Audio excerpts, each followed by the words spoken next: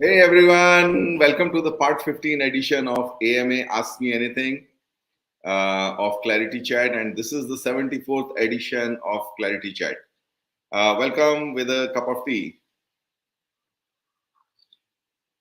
Well, as always, let me begin the session by thanking all of you from all over the world for your encouragement and engagement.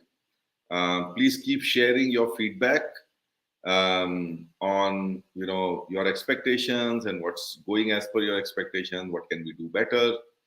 Do respond to this small survey coming your view in comments. Well, I'm still in Muscat on the vacation. It is a little bit more of vacation than work, but yeah, it's a good break. This is a weekend. The weekend here is Friday and Saturday, and today we had a small outing, and I managed to get back in time before our ClariTea Chat. So here are some dolphins coming your way.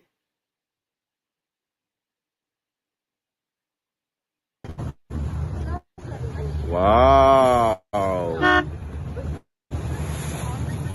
Look at these dolphins. These are so close to us. हाँ, ये देखो हमारे एकदम पास में जा रही हैं. Oh my God! Oh my God! They are so close to us. Come on, babies, come up, come up. Oh yeah! Oh yeah! Oh yeah! Oh yeah! Oh yeah!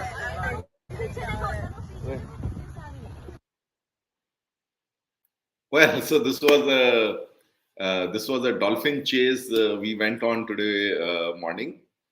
But as you know, the ClariTea Chat is always a priority, connecting with all of you and getting fired up for the rest of the week. These discussions that we have, especially those Ask Me Anything question answers, these are really stimulating and candid discussions which fill me up with energy. So today we will cover some of the backlog of past questions on processes for new strategic businesses, how we curate the power-packed conversations in ClariTea Chat, the enterprise IT landscape evolution in the next decade or so, and much more. But the priority will always be to the live questions that you will be asking. So please go ahead and ask any questions related to managing IT or leadership or any kind of chronic issues, something that intrigues you that you have on your mind. Let's discuss challenges which lead to technology being necessary but not sufficient for improving business performance, which is the theme of the ClariTea Chat. Well, you're also welcome to come live with me with your discussion topics or case studies. Send us a comment or PM to come live on chat with me and a few lines about what you want to discuss. My team will share the virtual studio link with you, and then we can have a quick conversation on two-way conversation on whatever is on your mind. Well, and as always, it's all about experiences which lead to gyan and not the other way around. The gyan doesn't make you experience.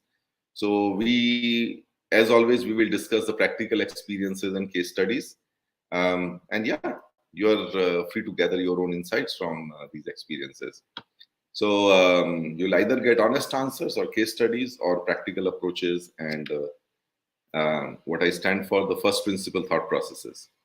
But before I go ahead, let me request my audiences to share your name and where you're joining from in the comment box of LinkedIn or YouTube. And let's see who all have joined us so far. Oh, we have a good, healthy set of people already telling us that they're there. So we have Karthikeyan Sivaswami. Hey, good evening, Karthik. We have Sumit from my team welcoming everyone. Hey, thank you, Sumit, um, for I see @jag, and that's what Subbu loves calling me, and I see Subbu here as well. Hey, Subbu, thanks for joining. We have Amarinder here. Hi, Amarinder. Um, Good evening from Namma, Muscat. Hey, I have Vijay Sethi here. Vijay sir, seeing you after a long time, but good to see you here again. And I have my previous week's host, Bhupendra. Well, it's his house I'm sitting in, so he doesn't have anything to do if he's not talking to me. So thank you, Bhupendra, for joining me here, and from the same house, two different rooms. And we have Shaktivel here from Muscat. Hey, hi Shaktivel. I met a few people, who from Muscat who have been my audience here. So I have 2 more days here. We can probably chat up. So we have Shrikant Paliwal from Nagpur. Hi Shrikant, thanks for joining. And Karthikeyan is joining from Bangalore, and Subbu, as we know, is joining from Austria. So, well, let's get on. So, all of you, you see a message here, which is a small survey link, which Sumit has sent. If you can please click this link, and as you are hearing these conversations, you can probably fill up fill up the survey. It's a small survey, but it is very important for us to to keep evolving the ClariTea Chat discussion with your feedback. And well, we also have Dattatray here from Muscat. Thanks, Dattatray, for joining us. Okay, so let's as I mentioned earlier, you're free to join me here, and if you have something to discuss, engage in a chat here. Something on your mind, please do send in a message, and my team will send you the studio link. Okay, so first, let me see if there are any questions here. Okay, no questions here, but yeah, I do see Sandeep Batra joining us from Germany, and I'm seeing him after a long time. Looks like he was very busy. And we have Sahana Vaikar here. Okay, so let me get on with the questions. Guys, please keep sending your questions here and let's discuss. But let me first pick up a question from Rakesh Khetan, and he had asked, before we start, let me just give you a quick, I would say, design of this AMA sessions. We are not able to pick up all the audience questions in all our ClariTea chats, but we know those questions are important to you, and we respect that when you come to ClariTea Chat and ask those questions, they need to be picked up. And instead of sending you text answers, we keep them in a backlog, and we answer them in these AMA sessions that we keep having, like, maybe once or twice a month, or whenever I'm too busy to be doing preparations with another guest, we pick up an AMA session. So Rakesh's question is how to create processes for new strategic businesses. This is a great question. So, see, let's understand that when we talk about new strategic businesses, they're probably new and strategic for us. Okay, somebody somewhere is already doing it. Otherwise, you wouldn't be getting there, unless, of course, like it's a completely new and innovative area. But most likely, you will be starting something where there would be a precedence, in the industry or in some other industries or in the world. And what better than learning from them? So set up an outside-in approach. You know, find out people who have done it before. Find out people who have sort of set up and scaled up before, and learn from them. Okay, that's most important one.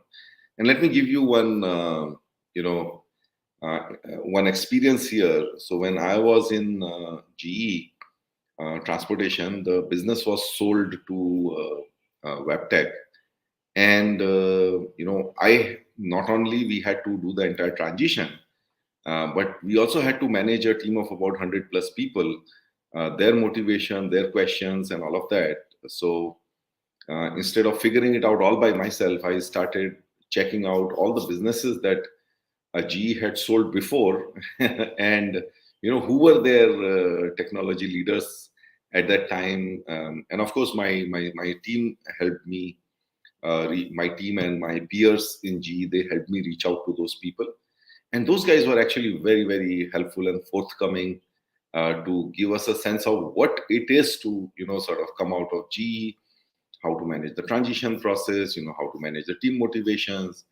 And of course, like that all those stories and all those learnings that I gathered from there, I shared it with my team, and then we were able to plan out a path which was much more smoother, both from a transition process point of view, both from technology separation point of view, and most importantly from managing people's aspirations, and managing people's concerns. From all those points of view, those were immensely helpful conversations, and that really made it far more smoother. Okay. Now coming back, if you look at some of the now that is like the approach, but um, I again draw back on my experience in setting up CRM. Three of us started it, and it is today probably accounts for about like 30-40% of the technology landscape of Tata Motors. We had the same issue. And how do you scale up a team from three people? Of course, when I look back, it was like it becomes a case study that we scaled it up from 3 to 200 plus people. But if I have to really give you some learnings from there, so the first one would be focus on KPIs. Okay. See, as you are scaling up, as you're setting up and scaling up a particular process, a particular business, or a particular, let's say, a completely new process. Like, for example, we set up the call center. That was a completely new one. We set up CRM support where there was no dealer support and all of that. The first focus has to be on KPIs. KPIs that we set in terms of managing the performance, the results, as well as the expectation of the users or stakeholders. And I think that was one of the biggest things which forces you to evolve proactively, because if you look at customers' voice very keenly, and you try to absorb as much of it, and keep that what you call focus on customer success, that's the biggest leading measure that you can get, and that helps you think through the rest of your operations, people, planning, etc., and helps you get there. But broadly, I would focus on KPIs. Again, when I look at KPIs, I follow an approach called balanced scorecard. That means, by definition, it is balanced, and it comprises of 4 different areas in which you should take KPIs. One is financial, whether it is cost, meeting your budgets, or or meeting your revenue targets, or any sort of financial target, or even meeting your investment target, the capex target. So that's financial, and then comes your customer KPIs, customer related. Whether it's their feedback or their net promoter score, or let's say like the level of advocacy you're getting, or the complaints resolution, etc., etc. Then comes your processes, internal processes. So anything will become an operations eventually. That means, and what operations means is that you will have things, repetitive stuff coming in volumes at hundreds and thousands like that. It will scale up, and you need to have those processes to make sure that these operations are being handled efficiently. And so the third, and in my view, one of the most important set of KPIs is your in-process KPIs. Are your processes performing well? Is your sales process performing well? Is your let's say customer support process performing well? Are your production processes performing well? Are your research processes performing well? Even when we, let's say, look at technology, I run a startup nowadays, and even there, like, we keep looking at, what is the performance of our agile process? Are we closing bugs fast enough, etc., etc. So focus on KPIs. And last one, of course, is the people. Um, what are your attrition rates? How's your employee satisfaction doing? Are people getting trained enough? Are people engaged, etc., etc. Right? So, just to summarize, look outside in, learn from others, set up your scorecard, set up your balanced scorecard across financial, customer, process, and people, and just keep growing and keep revamping yourself. As you're managing and controlling these KPIs, right? And I think the last but not the least, get the right talent who has been there and done that. If you're looking at a completely new business, maybe get the CEO first, okay, and then let him build the rest of the team. But if you are the one who's leading it, be very aware of what are the capabilities you yourself don't have, and which is where, like, you then go out and hire the best of talent which complements you, rather than you trying to do everything alone. Again, just to give you an example, when I was revamping our entire IT, um, coming from the customer service area, I wanted to have the best of employee services in IT. And then, we kind of were getting a little bogged down by the number of service requests, bugs, etc., and the amount of automation that we had to do. And we are really not finding that we have the right talent in-house.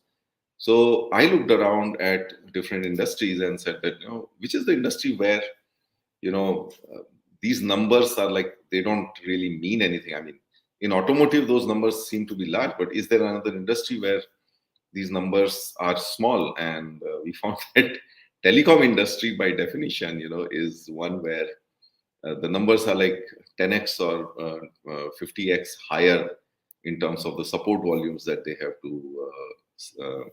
to manage. And so we got a support operations, a service operations head who had done that in telecom, and that really, like, it was really then a cakewalk for him, because when he looked at these numbers, he's like, yeah, okay, yeah, we need to automate this, we need to do this, this is how we need to manage, this is how we need to put all the ITIL processes in place.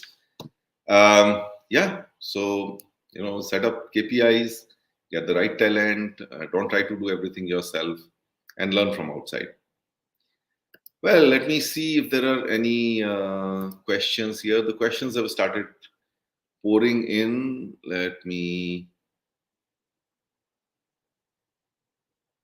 Okay, so we have a question here from Karthikeyan Sivaswami. Let me read this out. There's two parts of the question. So Karthik says, this GDPR question about a chronic IT problem was not completely explored and answered in the session you had when you were in the UK, Jagdish sir. Please consider it in your EMA in your 74th session. I would like to ask Microsoft the following question. If Microsoft was so serious about zero trust security, then it could have made all forms of their lockdowns Oh, Karthik, I think this is a repeat question, Karthik. So again, I'm not, I'm not a Microsoft expert, and I don't really know the complexities of this. So let me throw it back to our audience. If any one of you can answer this question, can you sort of like put some ping there, and then Karthik can get in touch with you and help resolve it, or help get some more clarity on it, especially any Microsoft security expert.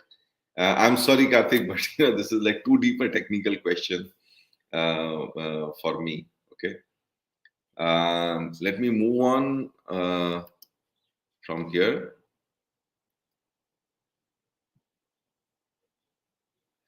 I mean, I don't disagree with whatever you say in terms of like what Microsoft should be doing, but I must tell you that at a very broad level, I have seen this problem, which I call it as a sort of perils of being a monopoly.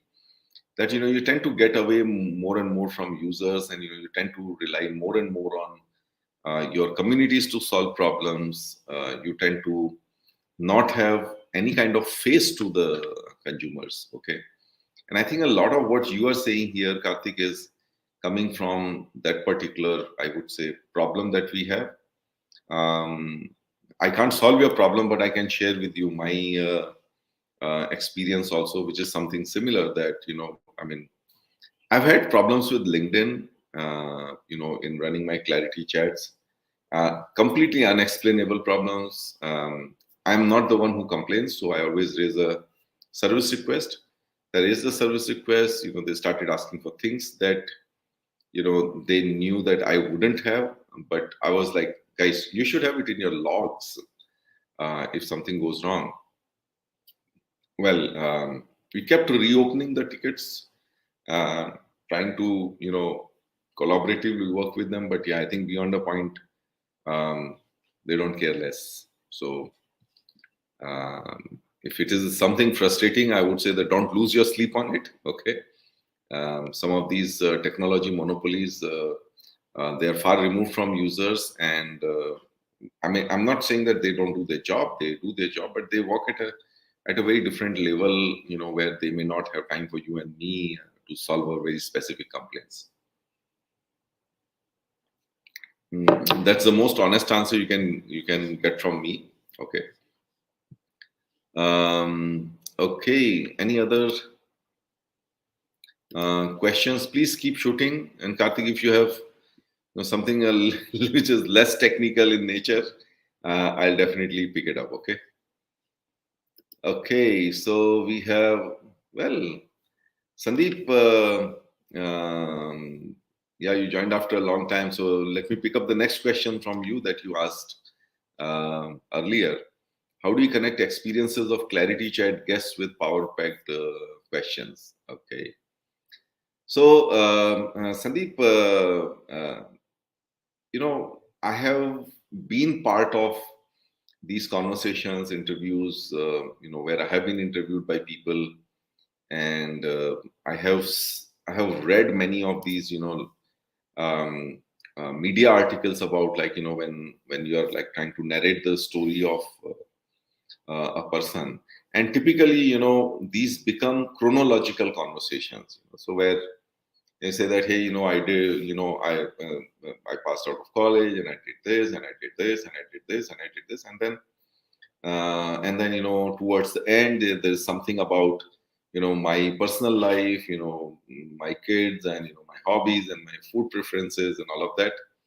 And that's where it ends. I mean, it gives you a very good feeling about, like, a sort of map of a person. But when I was looking at how, what is the value that I add, beyond these conversations in ClariTea Chat, that people would not get in anywhere else. And that was, really like, what are those? I would say, what are the things that we can learn from someone? What is it that defines, a particular person? So some of it actually comes from my own, mentoring and coaching experiences, where when I interact with people, when I'm looking at my team members, when I'm working with them, I'm always like trying to, sort of get two things. So one is like, what defines them? What is the strengths they have? And more likely than not, those strengths have been there beyond their, the previous stint. That means they've been building on certain strengths over a period of time. And those are the strengths which I really want to leverage. At the same time, also understand, where are their blind spots, or what is it that they haven't been exposed to. I wouldn't really call them weaknesses, but I would say, there are things that we don't get exposed to, right? Just because we didn't come across that kind of a situation to manage. And therefore either I complement that lack of exposure by connecting them with someone, or by exposing them deliberately to that area, or sometimes, just teaming the person up with someone who's very strong in that area. I do it to myself, so I know my weak spots, and I try to build a team which complements my weaknesses. And on this, we got to be sort of aware. Now, coming back to, how this gets built into ClariTea Chat is, I do these prep sessions, which are more chronological session oriented sessions with my guests, and I take some very very detailed notes. At least going some 3-4 pages long, kind of try to get everything that they are saying. And because I know typing, I can type at something like 50 to 60 words a minute. It's not very difficult for me to capture whatever they are saying, and then I look at it again, as they are talking. I keep looking at it, and I'm always thinking, what defines them? What are their strengths? What is it that will really impact my audience? What will create the biggest impact for my audience? Because um, being customer centric, I'm always looking at, how does the session add value to you? Okay, and after the entire conversation is over, I start sort of playing back my learnings to them, that hey, this is what I learned from you, this is what defines you, these are the dominant themes in your that I see recurring in your life. Like for example, you've fallen many times and you've bounced back every time. Or like, let's say for example, in case of Asha Pulos, who's the G Healthcare CIO. I realized that, like, she's so comfortable in her own skin, especially in terms of managing motherhood. So she planned motherhood. She took 18-month break in each one of them without really bothering about, like, what will I do after 18 months. And this kind of self-assuredness, I said, this can add loads of value to all the, women professionals out there who worry about, what happens when I get back to work after motherhood. So, you know, so there are different themes that appear in different in my conversations with people, and then what we do is we take these themes and we structure. We give, let's say, 10 to 20% of the time to their chronological story, but then we create questions around these themes, where a theme will have the experiences or case studies coming from their different stints in different companies or different roles, and that would basically give a sort of that would provide their value to my audience, that listen, there are certain principles, there are certain methods, which you can be applying in different stages of your career, in different roles, and you know what, they work, they really work. You don't really have to do many different things across your career, but you pick up, those few themes or those few strengths that you have, and apply them continuously over a period of time, and you make it right. So that's how we do it. we create the questions around the themes, and then we pick up those experiences across their different stints to be collated into those themes, and that's how you find those really capability or strength focused discussions or principles focused discussions that provide the value in the ClariTea chat, right? So I hope that helps. Send me, like, if there's a follow-up question.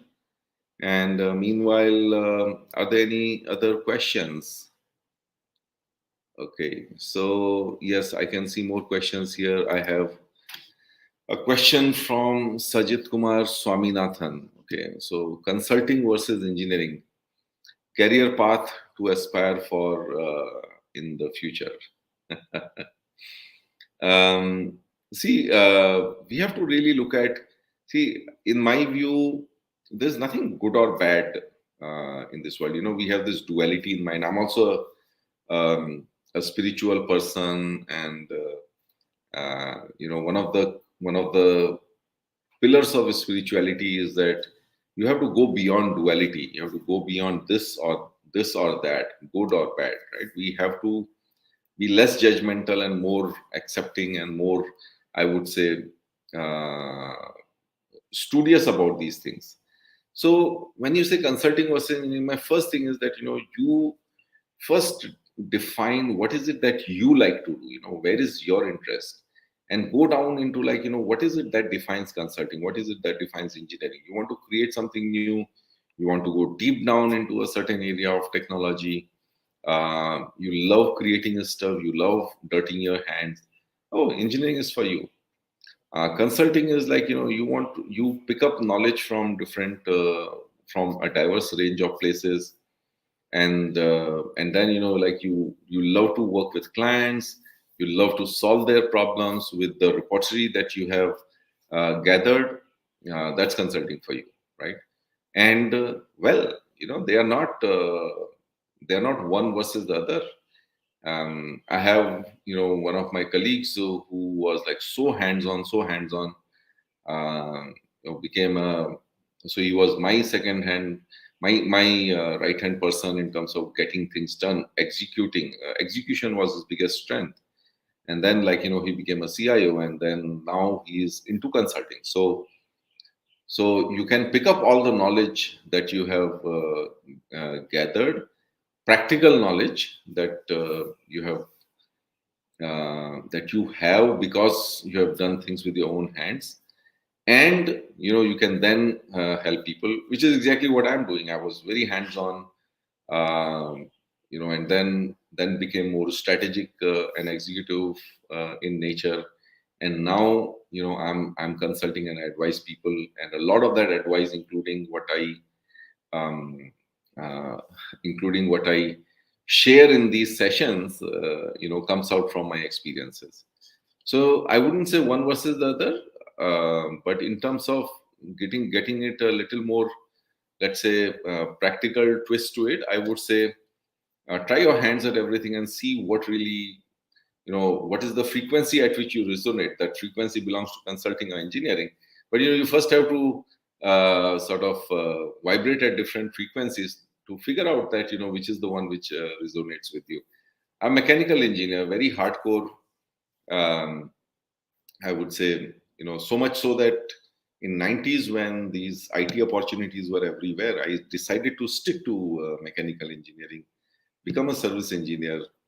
Tried my hand, at process transformation, which is more like a consultant job.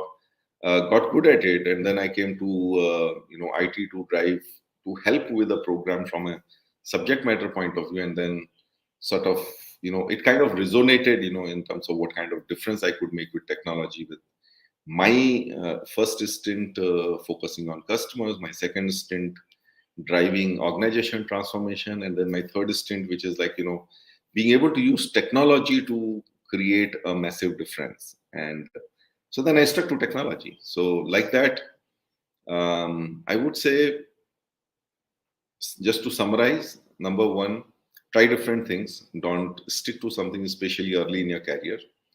Number two, hand on your heart, don't look at what others are saying, but hand on your heart, check and be aware of what you're good at, what really what really when you do doesn't feel like work. Okay, like for example, ClariTea Chat. It doesn't feel like work to me. It's become like the back of my hand. So there are things that you will do which will feel like back of your hand, which you love doing, and I would say that choose based on what you are rather than based on what the world tells something to be, right? Okay, so Sajid is asking another question, which is key skills required for both in a Web 3.0 era. Consulting was consulting versus engineering and key skills required for consulting versus engineering in a Web 3.0 era. Yeah, I think you see one is consulting is, again, let me build on the previous answer. The consulting is about working with your clients and and helping them solve their problems, figuring out new and different ways based on the knowledge that you have, so using your knowledge to work with customers and help them. Whereas in engineering, it is basically using all your collected knowledge and experience in building something new, either for yourself or for your organization, right? So in the first one, I think the key skills which you require are more around creating solutions, architecting stuff, and being able to make these work, because whenever a new technology comes, there is a good amount of, I would say, uh, making people learn the new ways, and only after it reaches a critical mass, it really takes off. New technology takes off. So Web 3.0 being that, if you have your knack in conceptualizing solutions around Web 3.0 and how, let us say, your existing businesses can rethink their processes, can rethink their methods with the new technology, I think consulting is for you. Whereas for engineering, I think, like your ability to go deep down and create those solutions. I'll limit my answer to that, Sajid. So let me know. Send me a comment whether you like that answer or not, and if there is a follow-up question you have, I'll be happy to pick that up. Okay. Okay, coming to next one, Rakesh Khetan. He's asking, good evening, JCB. How to take a call on BI platform like Tableau or Power BI? Again, Rakesh, no alternative to to define your own requirements and define your own roadmap and what is it that you want to do in the long term. See, at a basic level of capabilities, they are the same. They are not very different, right? If you want to just do dashboarding and connect them to different databases, and drive reports with a lot more visual content in them, I think those are good enough. So when I looked at these tools, that there are 2-3 things that I was always looking at. Number one was, what is the roadmap? Where is it coming from and where is it going? Okay, so, and what are some of the things that we see people doing with it? So it's again that outside in approach, that what kind of solutions people are building on these. Okay. Well, initially, personally, I would have loved more of Tableau because of the visual content they had, but then I realized that with the kind of infrastructure and with the kind of the massive scale at which Microsoft is running, the Power BI, they will definitely build the entire Power BI product around solving that massive data problems. And I kind of shifted a little bit towards Power BI, but of course, you should be looking at their roadmap.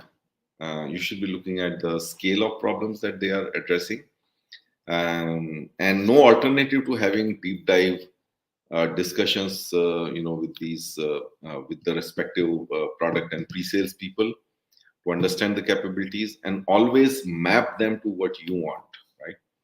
So, because in every organization you will have a specific set of problems that you're trying to solve with these tools, or your own uniqueness, right? Like, for example, if you're, let's say, if you're an industry where there's a lot of instrumentation and a lot of machine data being generated, then you would want to really uh, evaluate it on that critical parameter for you, which is solving for machine data. Whereas, like, if you're in more like a financial services or a services industry, you would go more for, like, day-to-day operational decision making, the kind of the prescriptive capabilities that, how can this really give you operational alerts, to your people to manage their work better, right? So it will always be specific to you. Um, so be first clear about what is it that makes your business unique, what is it that makes your problems unique, and then look for specific case studies on how these guys are solving for it, right? Okay.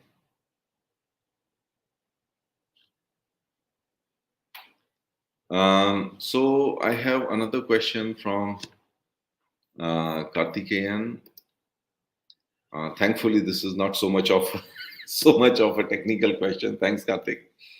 What is your opinion to return to office culture now being imposed on employees by Tim Cook's Apple, Elon Musk, Twitter, Tesla, SpaceX, and Nadella's Microsoft? I too am going against the popular trend of work from anywhere by saying that we should return to our shared workspaces in this piece.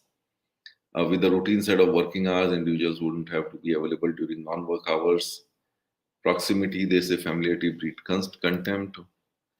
However, real-time sounding boards, they say that if we put our heads together, we can come up with something. Yes, but can it happen when and where we want it in real time?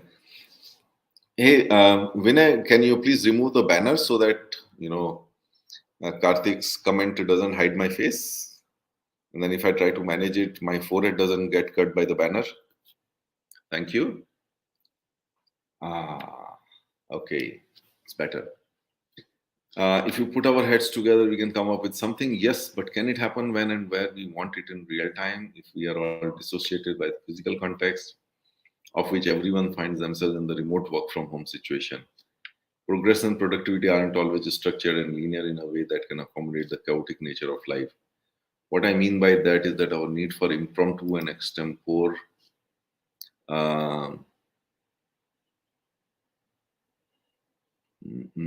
okay, I lost it somewhere there.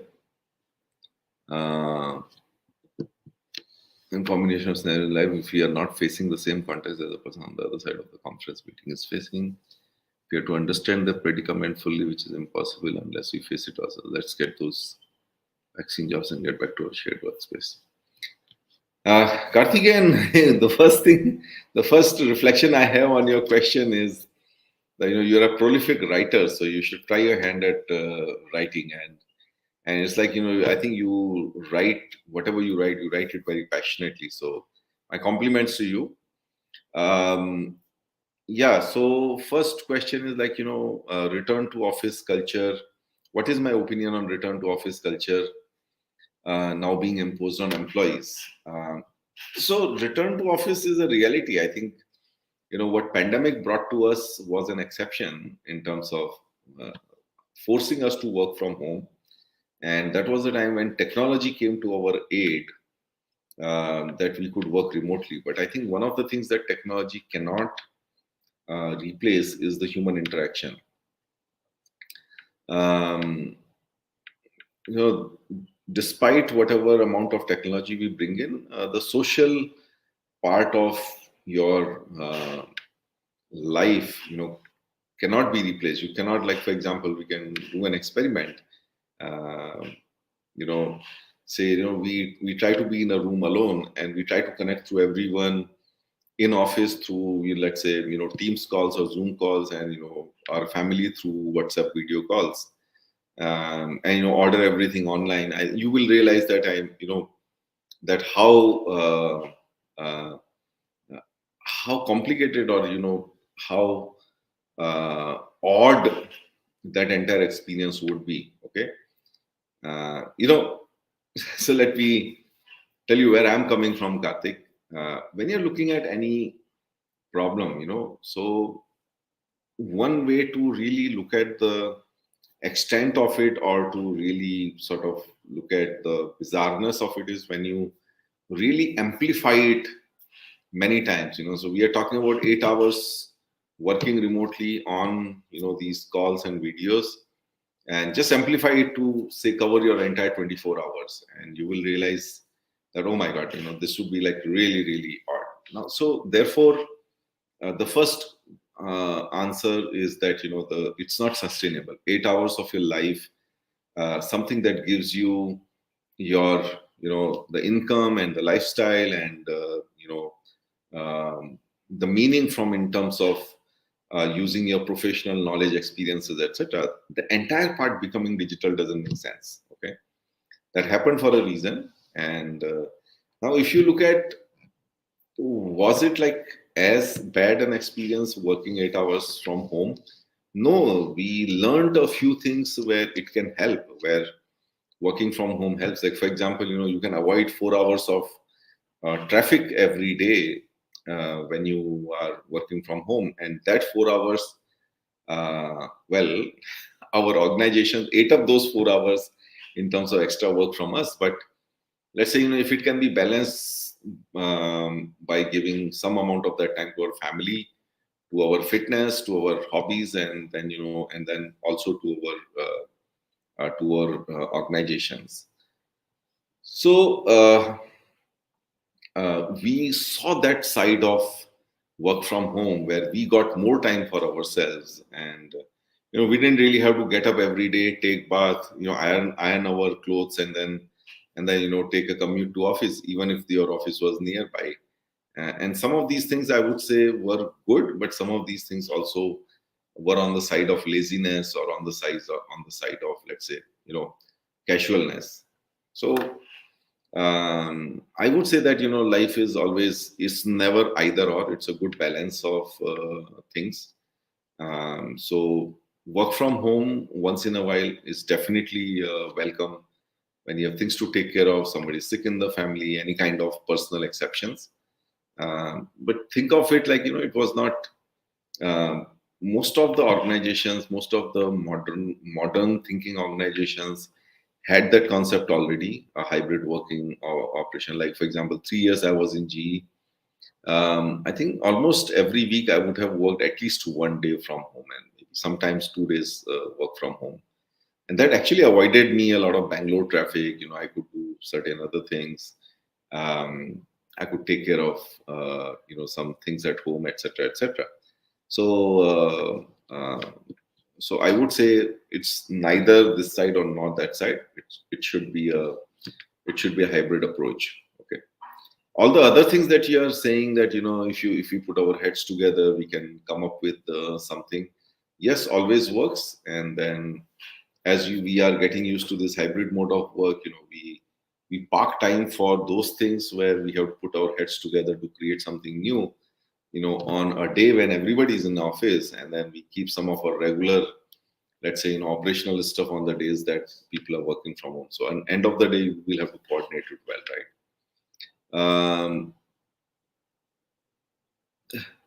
So Karthik, yes, the short answer, long and short answer is, you're absolutely right. Your question has all the answers within itself, and that's why I complimented you on having a good ability to write.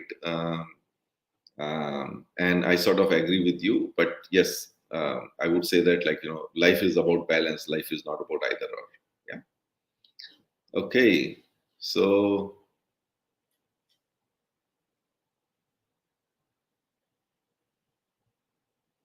okay.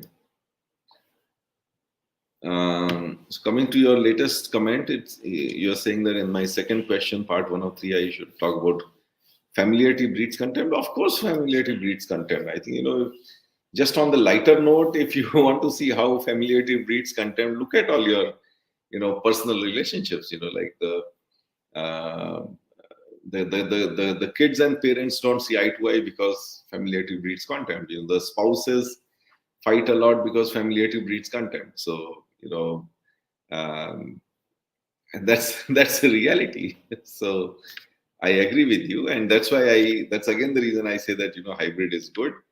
It's good to be meeting people once in a while after a couple of days rather than meeting them every day. Yes. So let me see. I don't see any other questions here. Maybe I'm removing this so you can bring the banner back on, Vinay. Um, so let me pick up. We have 10 more minutes. So let me pick up one last question since I don't see any other questions here. Let me see if there's anything else. Yeah. So let me pick up one last question from our backlog. And this one is from, I think it was from Amarinder, if I'm correct. Vinay, I don't see who sent it. It was like, how would enterprise IT landscape be in the year 2030, 2035? Did we not answer this question? Okay, let me pick this up. Okay. Um, See, when we talk about, when you see this initial 2-minute video in ClariTea Chat, one of the things we talk about is that, that IT is like a 40-year-old discipline, and digital transformation is a 10-year-old kid. So if you really want to see, like, how IT as a management function will be in, let's say, 10 years from now, it's actually not very hard to see how it will be, because you just look at all these mature functions like manufacturing, finance, HR, industrial relation, I mean, name it, maintenance, production planning. You look at how these functions evolved over a period of time, and you can actually apply the same continuum on technology. Specifically, look at the support functions, how these support functions have evolved, right? So when you look at these support functions, let's say finance and HR, okay, and whenever I had been designing my IT operating models, I've been keenly looking at how these functions are evolving, how these functions are trying to maximize their effectiveness, um, and meet the needs of their stakeholders. And I think there's a lot for technology folks and IT guys to learn from that. So number one is that people own it. Finance or HR, the bosses, they really own it. So everyone has their budgets. They adhere to those budgets. There are certain processes that they run to execute those budgets. If there is a saying that the first point of contact for HR is the boss itself. So bosses own their HR. They are the first point of contact to people, and they know what processes are there. They kind of run everything, whether it's a performance management, whether it's training, hiring. A lot of it is managed by the function themselves, and operations function themselves. Whereas these functions, they rather take a very competency oriented roles and very and policy oriented roles. Okay, so when you look at technology, it will happen something similar, that every function will own their IT in a way. Okay, as long as they don't make fundamental changes to it, they will own it themselves. So we are at a stage where most of the technology plumbing has been built, with our ERPs and various other, I would say, process-oriented solutions.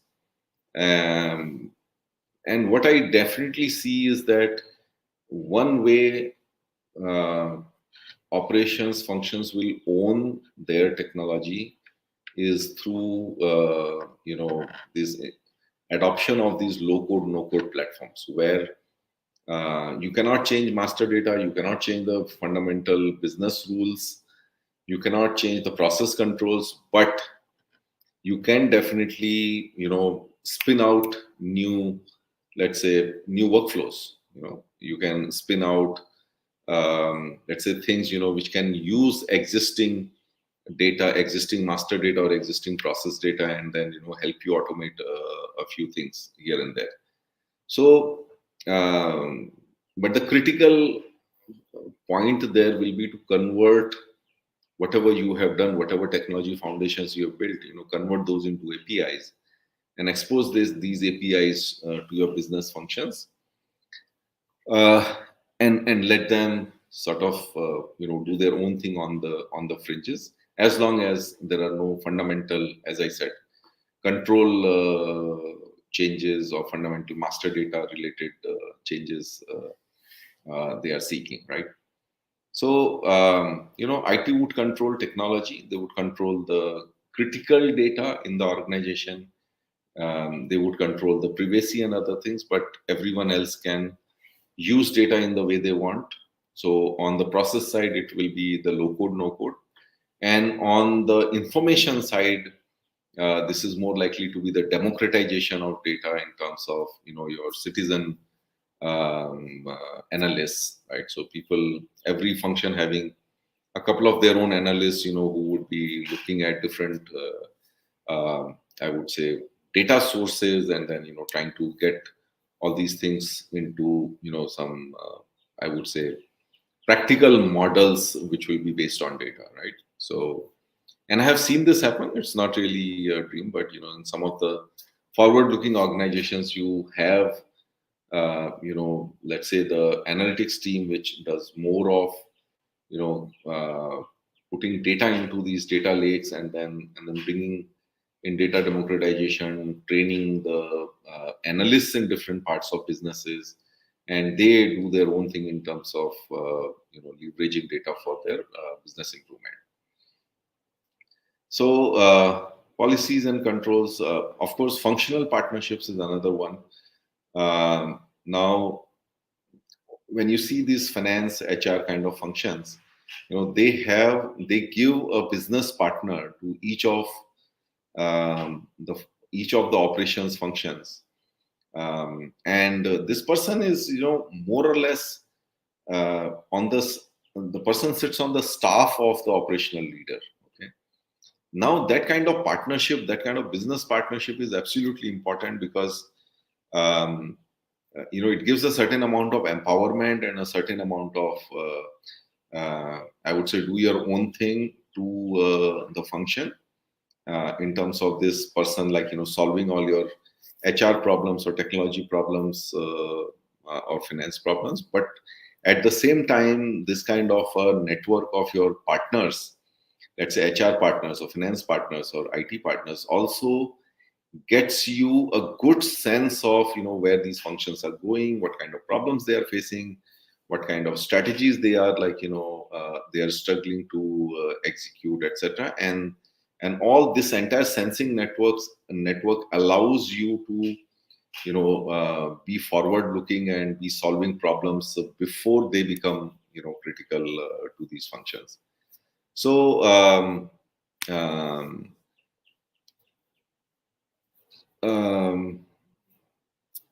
let me summarize it. So look at other support functions, finance, HR, and learn from them as to how this will evolve, and you can take those steps now.